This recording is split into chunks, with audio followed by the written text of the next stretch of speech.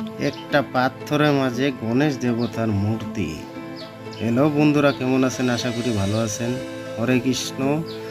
দেখতেই পারতেছেন আমরা যাইতেছি বর্তমানে একটা মন্দিরে, নাকি গণেশ দেবতার মূর্তি পাথরের মাঝে রয়েছে, বহুত পুরানা। এবং কি আপনাদের কাছে আমি দেখাতে শেয়ার করতে যাচ্ছি। পাহাড়ের উপরে জঙ্গলের ভিতরে নাকি পাথরের ভিতরে একটা গণেশ দেবতার মূর্তি আছে। দেখি আমরা খুঁজে বের করি কেমনে কোথায় বারে একটা নদীর সামনে দিয়ে পার হইয়া যাচ্ছি। দেখেন আপনারা কেমন নদীটা, এমনকি পাহাড়ের উপর থেকে উপরে আছে বলে আমি শুনতে পেরেছি। দেখি আপনাদেরকে দেখাবো আমি, আপনাদের সাথে থাকেন। দেখেন কেমন পাথরের মূর্তিটা কেমন বা রিয়েল, আপনারাও দেখে নেন। কি সুন্দর একটা মন্দিরও রয়েছে, কিন্তু মন্দিরের ভিতরে আছে কি বাইরে আছে আমি সঠিক জানা নেই। কিন্তু আমি একটা মোবাইলে ছবি দেখেছিলাম যে এখানে নাকি পাথরের মাঝে একটা গণেশ দেবতার মূর্তি রয়েছে। তখন আমরা উপরে দেখলাম পাহাড়ে নাকি খুঁজে নাই, কিন্তু নিচে নাকি রয়েছে বলে মন্দিরের ভিতরে নাকি মূর্তিটা আছে। কিন্তু এত সুন্দর জঙ্গল ভিউটা আপনাদের কাছে কেমন লাগলো?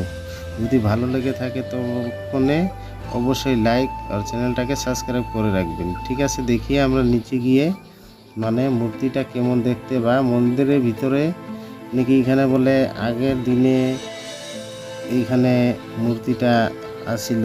এমনকি সদাগর নাকি নাও নিয়ে আইসা এখানে মূর্তিটার দাঁত ভাঙ্গা নাকি কিবা মশলা পিসছিল, আর সদাগরের নৌকা বলে এখানে ডুবে গিয়েছিল। ঠিক আছে বন্ধুরা, দেখেন কেমন আর কিভাবে হয় মূর্তিটা। অবশ্যই ভালো লাগবো, নিজেও দেখতে পারলে খুব সুন্দরই নাকি একটা দৃশ্য দেখছিলাম আমিও মোবাইলের ছবিতে। কিন্তু কোথায় যে খুঁজে খোঁজারও চেষ্টা আর আপনাদেরকে শেয়ার দেখাইতেও খুব আমার ইচ্ছা আছে। ঠিক আছে, আমার পাশেই থাকুন। ঠিকই নাকি এইটাই মূর্তিটা। ঠিক আছে বন্ধুরা, দেখে নেন খুব ভালো রকম মূর্তিটা কেমন। ঠিক আছে, দেখেন ঠিকই এই মূর্তিটাই একদম স্বয়ং নাকি ভগবান এখানে থাকে পাথরের মাঝে।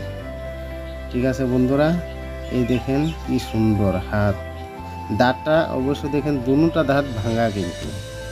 ঠিক আছে, হাতটা দেখেন তো গণেশ বাবার হাতটা কেমন। ঠিক আছে, এটা বহুত পুরানা আমি জানতে পারছিলাম। আর বন্ধুরা, ভিডিওটা কেমন লাগলো, আর আশা করি দেখেন গণেশ দেবতার মূর্তিটাও দেখতে বহুত অধিক সুন্দরই হয়েছে।